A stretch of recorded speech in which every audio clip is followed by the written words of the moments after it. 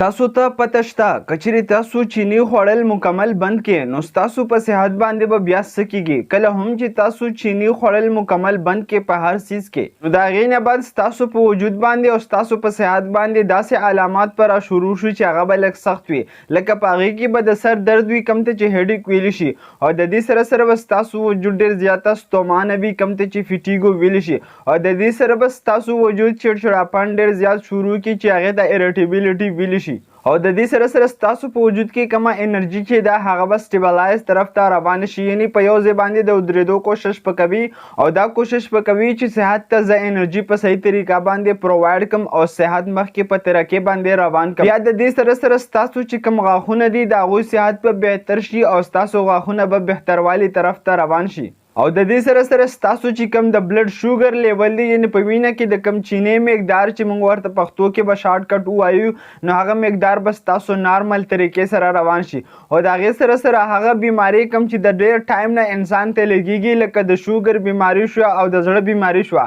نو که چېرې دا یو انسان ته لګېږي او هغه انسان چینی خوړل مکمل بند کړي د دې بیمارۍ په لګېدلو کې انسان ته بیا کموالی راځي او د دې سره سره د انسان وجود که چېرې موټاپا طرف ته روان وي نو د هغه وزن ورسره په مزه مزه کمیږي او د هغه په وجود کې کوم انفلامیشن چې ورته ویلی شي یعنې موږ چې ورته پړسوب ویلی شو نو دا ورسره هم په مزه مزه کمیږي که چېرې یو انسان چینی خوړل مکمل بند کړي کله هم چې تاسو چینی خوړل مکمل بندوئ نو خامخا به تاسو د ډایټیشن نه تپوس یو ځل ضرور کوئ نو که چېرې دا ویډیو انفارمیټیو وي خپل فرینډ سره شیر کړئ همدغه شان میډیکل انفارمیشن دپاره زموږ سره اوسئ شکریه الله حافظ